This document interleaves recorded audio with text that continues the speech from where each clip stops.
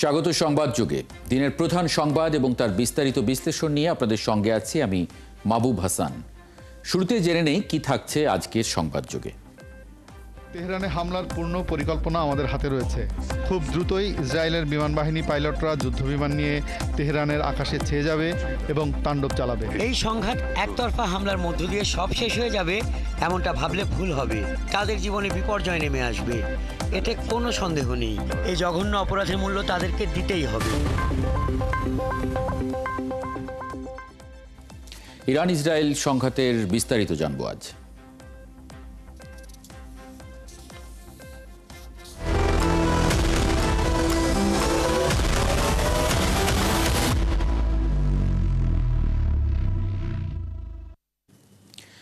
ইরানে হামলার জন্য ইসরায়েলকে ভয়াবহ পরিণতি ভোগ করতে হবে বলে হুঁশিয়ারি দিয়েছেন ইরানের সর্বোচ্চ ধর্মীয় নেতা আয়াতুল্লাহ আলী খামেনি।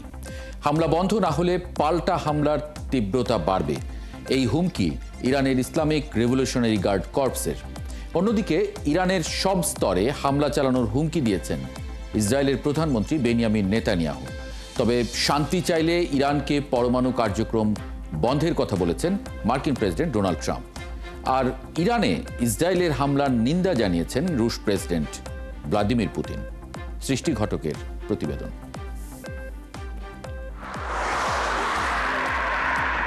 ইরানের আইআরজিসি জানিয়েছে ইসরায়েল এমন সব স্থাপনায় আঘাত এনেছে যেগুলো যুদ্ধবিমান চালানোর জ্বালানি উৎপাদন এবং বিদ্যুৎ সরবরাহে জড়িত।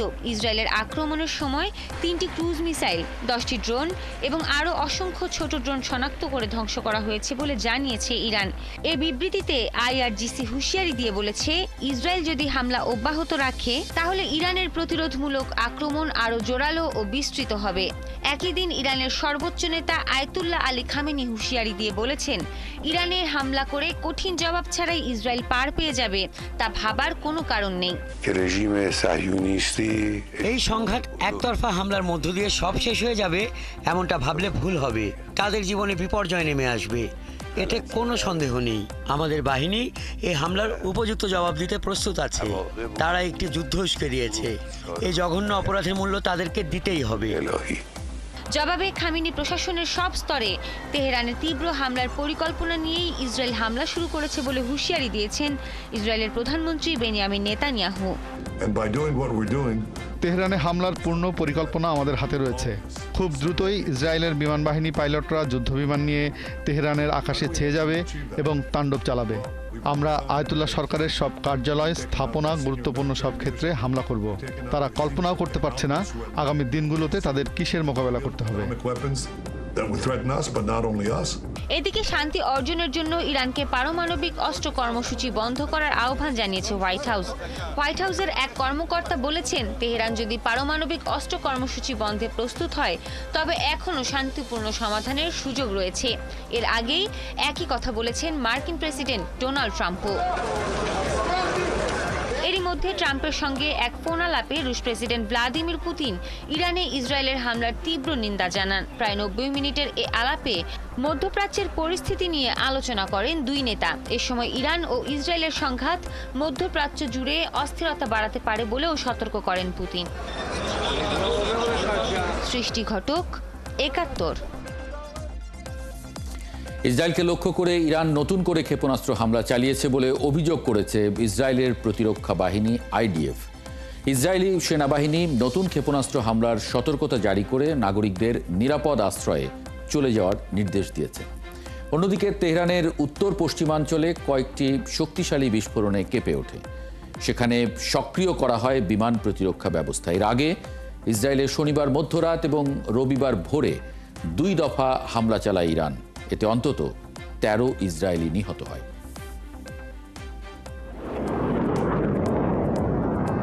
ইরান ইসরায়েল সংঘাত এক নজিরবিহীন মাত্রায় পৌঁছেছে। বেড়েই চলেছে পাল্টাপাল্টি হামলা আর উত্তেজনা।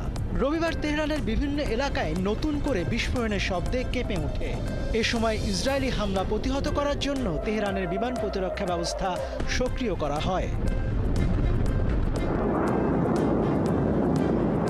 এর কিছু পরই ইসরায়েলের নতুন করে ব্যালিস্টিক ক্ষেপণাস্ত্র হামলা শুরু করে ইরান। ইসরায়েলি সেনাবাহিনী আইডিএফ জানিয়েছে তারা আকাশ প্রতিরক্ষা ব্যবস্থা সক্রিয় করেছে এবং ক্ষেপণাস্ত্রগুলো প্রতিহত করার চেষ্টা করছে। ইসরায়েলি সেনাবাহিনী এক বিবৃতিতে জানিয়েছে যেসব এলাকায় সাইরেন বাজছে সেখানে বেসামরিক নাগরিকদের বোমা আশ্রয় কেন্দ্রে আশ্রয় নেওয়ার পরামর্শ দেওয়া হচ্ছে এবং পরবর্তী নির্দেশ না দেওয়া পর্যন্ত সেখানে থাকার অনুরোধ করা হয়েছে। এদিকে ইরানের রাষ্ট্রীয় সংবাদ মাধ্যম জানিয়েছে দেশটির বিভিন্ন অঞ্চল থেকে একযোগে ইসরায়েল লক্ষ্য করে ব্যালিস্টিক ক্ষেপণাস্ত্র ছোড়া হয়েছে। অন্যদিকে শনিবার রাতভর পাল্টাপাল্টি হামলা অব্যাহত রেখেছিল ইসরায়েল ও ইরান। এতে উভয় দেশেই বহু মানুষ হতাহত হয়েছে। তেহরানে কমপক্ষে ৮০টি লক্ষ্যবস্তুতে হামলা চালানোর দাবি করেছে ইসরায়েলি সামরিক বাহিনী। যেসব লক্ষ্যবস্তুতে হামলা চালানো হয়েছে সেগুলোর মধ্যে ইরানের প্রতিরক্ষা মন্ত্রণালয়ের সদর দপ্তর, সামরিক বাহিনীর গবেষণা ও উন্নয়ন ইউনিট ছাড়াও ইরানের পারমাণবিক স্থাপনা রয়েছে বলে দাবি করেছে আইডিএফ। এমন হামলা আরও বাড়লে হরমুজ প্রণালী বন্ধ করে দিতে পারে ইরান। যুক্তরাষ্ট্রের গবেষণা প্রতিষ্ঠান সেন্টার ফর ইন্টারন্যাশনাল পলিসি বলছে পরিস্থিতির উন্নতি না হলে ইরান হরমুজ প্রণালী বন্ধ করে দিতে পারে এবং এটাই হতে পারে তেহরানের চূড়ান্ত প্রতিক্রিয়া। অন্যদিকে হরমুজ প্রণালী বন্ধের বিষয়টি বিবেচনায় রয়েছে বলে ইতিমধ্যে জানিয়ে দিয়েছে ইরান। মনিরুজ্জামান বাবু, ৭১। মার্কিন প্রেসিডেন্ট ডোনাল্ড ট্রাম্প তার ট্রুথ সোশ্যালে এক পোস্টে জানিয়েছেন চলমান সংঘাত বন্ধে ইরান ও ইসরায়েল একটি চুক্তিতে পৌঁছবে। তিনি লেখেন, সংঘাত বন্ধ করতে বহু ফোন কল এবং বৈঠক এখন চলছে। ইরান ও ইসরায়েলের একটি চুক্তিতে পৌঁছানো উচিত। দুই দেশ চুক্তিতে পৌঁছাবে, যেমনটা আমি ভারত এবং পাকিস্তানের মধ্যে করিয়েছিলাম। সংঘাত কি খুব দ্রুতই বন্ধ হবে? এ নিয়ে আজকে কথা বলবো। আমাদের সঙ্গে আজকে আছেন আঙ্কারা ইলদিমিন বেয়াজিদ বিশ্ববিদ্যালয়ের রাষ্ট্রবিজ্ঞান বিভাগের অধ্যাপক ডক্টর নাজমুল ইসলাম এবং আন্তর্জাতিক সম্পর্ক বিশ্লেষক ও জগন্নাথ বিশ্ববিদ্যালয়ের অধ্যাপক ডক্টর আনিসুর রহমান। আপনাদের স্বাগত জানাচ্ছি সংবাদযোগে। জি, অধ্যাপক নাজমুল ইসলাম, ইরান ইসরায়েল দুপক্ষের কেউই এখন পর্যন্ত হামলা বন্ধ করেনি, উত্তেজনা থামেনি, হুমকি পাল্টা হুমকি বরং বাড়ছে। এমনকি আবাসিক এলাকায়ও হামলার কথা শোনা যাচ্ছে। এখন কি দেখেন, সংঘাত আসলে কোন দিকে যাচ্ছে? না, আসলে কয়েকটা বিষয় থেকে আমাদের দেখতে হবে। আমরা যেটা দেখতে পাচ্ছি, আমার মনে হয় একটু সাউন্ডের প্রবলেম হচ্ছে।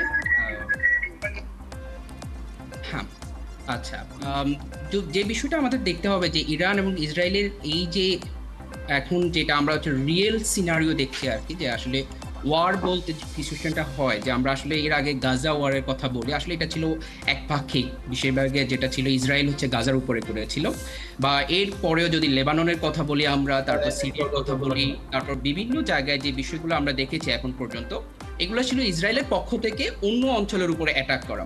কিন্তু এই প্রথম আমরা যেটা দেখতে পাচ্ছি, আমরা হয়তো এটা 50-50 না হলেও মোস্টলি আমরা দেখতে পাচ্ছি যে অ্যাটলিস্ট 40-60 অথবা হচ্ছে 70-30 একটা অ্যাটাকের মুহূর্ত দেখতে পাচ্ছি। বিশেষ করে গত 2 দিন থেকে এই বিষয়টা খুবই স্পষ্ট।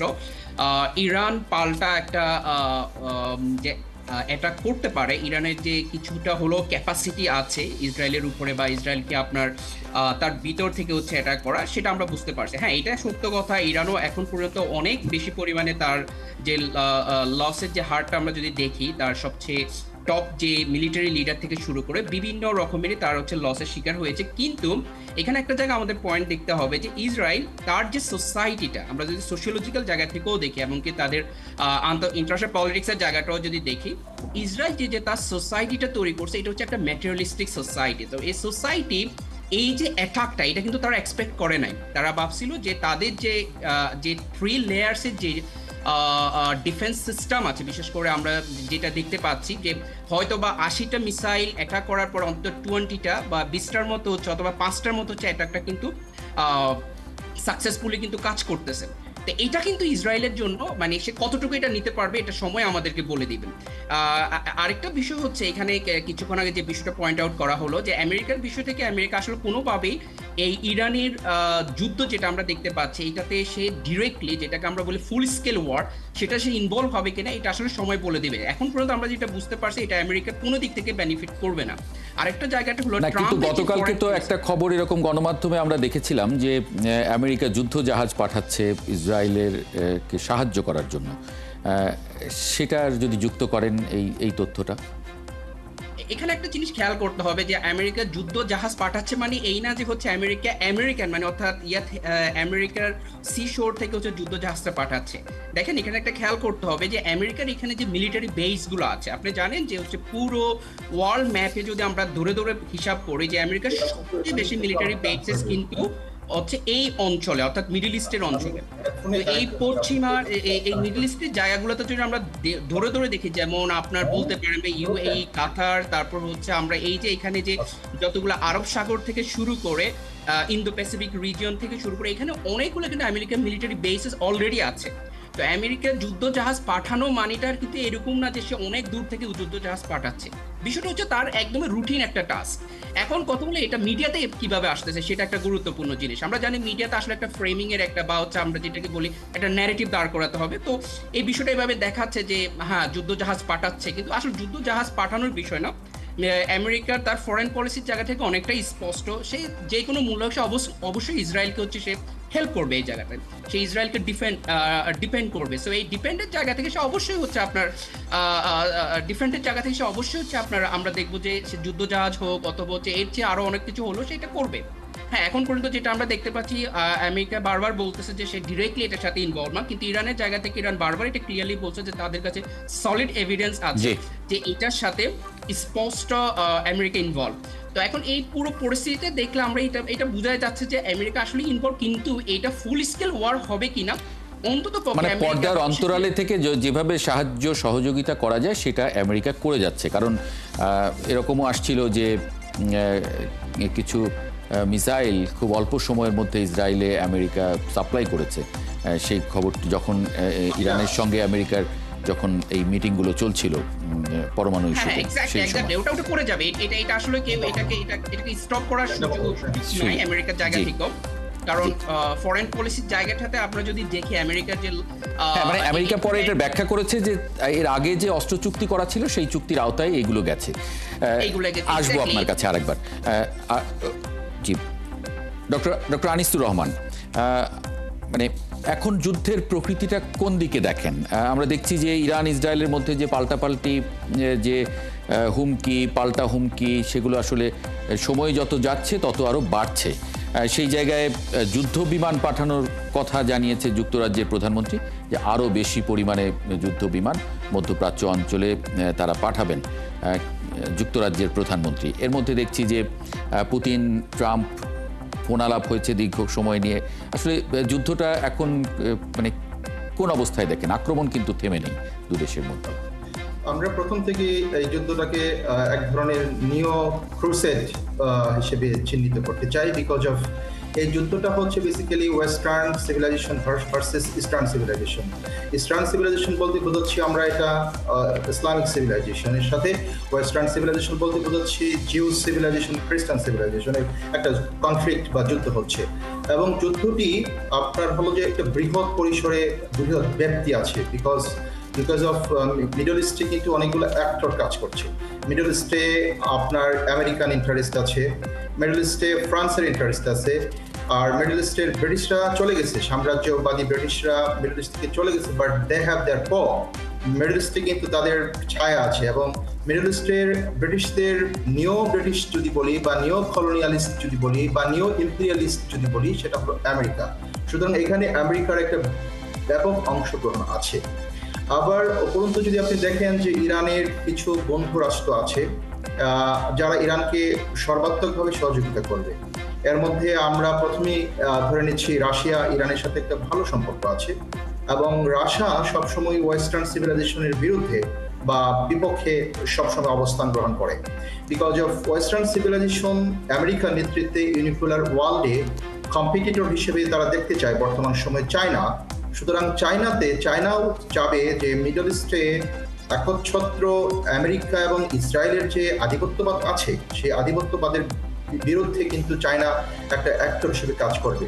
সুতরাং ইরানের পক্ষে আপনার হলো যে চায়না থাকবে এবং রাশিয়া থাকবে, এবং ওয়েস্টার্ন যে সমস্ত অ্যালায়েন্সগুলো আছে, ওয়েস্টার্ন যে সমস্ত পাওয়ারগুলো আছে, এই পাওয়ারগুলো কিন্তু আপনার ইসরায়েলের পক্ষে অতপ্রতভাবে কাজ করবে এবং কাজ করছে বলে আমরা দেখতে পাচ্ছি। এখন প্রশ্ন হলো, যদি ওয়েস্টার্ন পাওয়ারগুলো, ধরুন ইউএসএ অথবা ফ্রান্স যদি সরাসরি এই যুদ্ধের মধ্যে অংশগ্রহণ করে, সেক্ষেত্রে কিন্তু যুদ্ধের ব্যাপ্তিটা ব্যাপকভাবে বেড়ে যাবে। বর্তমান অবস্থাতে যুদ্ধটা কিন্তু আছে সীমাবদ্ধ শুধুমাত্র ইরান এবং ইসরায়েলের মধ্যে, কিন্তু ইসরায়েলের সাথে যদি ওয়েস্টার্ন পাওয়ারগুলো একত্রে যুদ্ধে অংশগ্রহণ করে, কারণ মধ্যপ্রাচ্যে অনেকগুলো রাষ্ট্রের মধ্যে মার্কিন বেস আছে, মার্কিন সেনাবাহিনীদের ঘাঁটি আছে, সুতরাং যে কোনো সময় ওয়েস্টার্ন পাওয়ারগুলো কিন্তু ইরানে অ্যাটাক করার সক্ষমতা রাখে, এবং তারা যদি অ্যাটাক করে ফেলে ইন দ্য টাইম, এই যুদ্ধটা একটা আপনার বৃহৎ যুদ্ধ, একটা বিশ্বযুদ্ধের দিকে মনে হয়। হ্যাঁ, মানে ইরান কিন্তু এরই মধ্যে হুমকি দিয়ে রেখেছে যে যদি এই যুদ্ধে মার্কিন যুক্তরাষ্ট্র কোনোভাবে ইনভলভ হয়ে যায়, তাহলে প্রাচ্যে তার বেসগুলিতে সে আক্রমণ চালাবে। আমার একটা বিষয় একটু জানার আগ্রহ, যে আপনি যেভাবে বলছিলেন যে রাশিয়া এবং চীন তারা ইরানের সঙ্গে খুব ক্লোজ অ্যালাই তাদের আছে, এবং অনেক জায়গায় আমরা দেখেছি যে খুব ক্লোজলি তারা চলেছে। যেমন এই যে ভারত পাকিস্তান যখন যুদ্ধ পরিস্থিতি, সেই সময়ে ভারত অভিযোগ করেছে যে পেছন থেকে চীন সাহায্য করেছে বা তুরস্ক সাহায্য করেছে সরাসরিভাবে, কিন্তু সামনে থেকে নয়। এই যুদ্ধে কি ইরান সে ধরনের কোনো সাহায্য পাচ্ছে, বা এরকম কোনো খবর চীন বা রুশ সেভাবে কোনো কিছু বলছে, বা সেরকম কিছু? এখন পর্যন্ত যতটুকু আমরা দেখতে পাচ্ছি, ইরান একাই এই যুদ্ধে অংশগ্রহণ করছে, ইরান একাই লড়ে যাচ্ছে ইসরায়েলের বিরুদ্ধে। এখন আপনি সাউথ এশিয়ান কনটেক্সট আর মিডল ইস্টের কনটেক্সটটা আলাদা।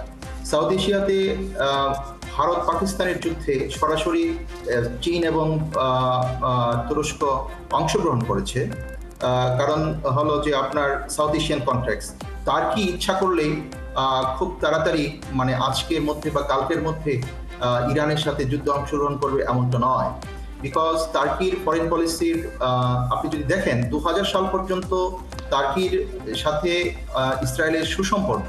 2002 সালের পরে আক পার্টি এরদোয়ানের নেতৃত্বে যখন আক পার্টি আগাচ্ছে, তখন কিন্তু আপনার টার্কির সাথে ইসরায়েলের সম্পর্কটা আগের অবস্থা নাই। এখন টার্কি ইচ্ছা করলে পরে আপনার হলো যে আজকে ইরানকে সহযোগিতা করবে, বিষয়টি এমন নয়, এবং চায়নারাও যে আজকে অংশগ্রহণ করবে এমনটা নয়।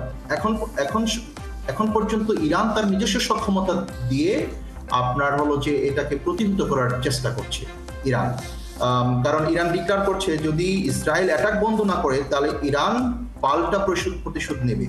ইরান কিন্তু আপনার হলো যে এখানে অ্যাগ্রেসিভ না, অফেন্সিভ না, ইরান এখন পর্যন্ত ডিফেন্সিভ, এবং তার যতটুকু সক্ষমতা আছে সেই সক্ষমতাটা দিয়ে যুদ্ধটাকে জাস্টিফাই করার চেষ্টা করছে। কিন্তু যখন একটা বৃহৎ পরিসরে ওয়েস্টার্ন অ্যাক্টরগুলো যখন এখানে ইনভলভ হবে রাশিয়ার মধ্যে, তখন আমাদের দেখার বিষয় যে তার ইরানের সাথে তার যে সমস্ত বন্ধু রাষ্ট্রগুলো আছে সেগুলো অংশগ্রহণ করবে কিনা। তখন যুদ্ধের মাত্রাটা এবং যুদ্ধের বিশ্লেষণটা কিন্তু ভিন্নভাবে আপনার হলো যে ব্যাখ্যা হবে বা ভিন্নভাবে দেখতে পাবো আমরা। জি, অধ্যাপক নাজমুল ইসলাম, ইরানের ভেতরে ঢুকে সুনির্দিষ্ট লক্ষ্যবস্তুতে আঘাত করে শীর্ষ জেনারেলদের হত্যা করা, শীর্ষস্থানীয় বিজ্ঞানীদের, পরমাণু বিজ্ঞানীদের হত্যা করা, মানে সক্ষমতার একদম সর্বোচ্চ সীমা প্রযুক্তির, সেটা আসলে ইসরায়েল দেখিয়েছে। এই জায়গায় তেহরানের বিষয়গুলো নিয়ে কিভাবে আলোচনা হচ্ছে, তেহরান কতটা দেখাতে পেরেছে, মানে আমি সেভাবে দর্শকদের আগ্রহের জায়গা থেকে একটু জানতে চাই, এবং বিশ্বযুদ্ধের আশঙ্কা করেন কিনা।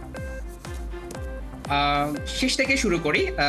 আসলে বিশ্বযুদ্ধ বিষয়টা আমরা যত সহজে ধরে নিই আর কি, এটা আমি মনে করি না যে হচ্ছে আপনার এই ইরান বা ইসরায়েলের এই যে স্কেল অফ ওয়ারটা, আমরা এখনো এটাকে অবশ্যই এটাকে ফুল স্কেল অফ ওয়ার বলি না। তো এই জায়গা থেকে এটা বলার কোনো সুযোগ নাই যে এখানে আসলে বিশ্বযুদ্ধ তৈরি হবে কিনা বা এই সিচুয়েশন হবে কিনা। কারণ এখানে কয়েকটা পয়েন্ট কিন্তু নোট করা দরকার, যে ইরানের সাথে যাদের যে এই এলাই যে দেশগুলো আছে তারা কিন্তু সবাই ভিন্ন ভিন্ন ফ্রন্টে কিন্তু অলরেডি যুদ্ধে আছে। যেমন আমরা যদি বলি রাশিয়ার কথা, তো আমরা অনেকটাই স্পষ্ট ইউক্রেন কেন্দ্রিক যে প্রবলেমগুলোতে আছে।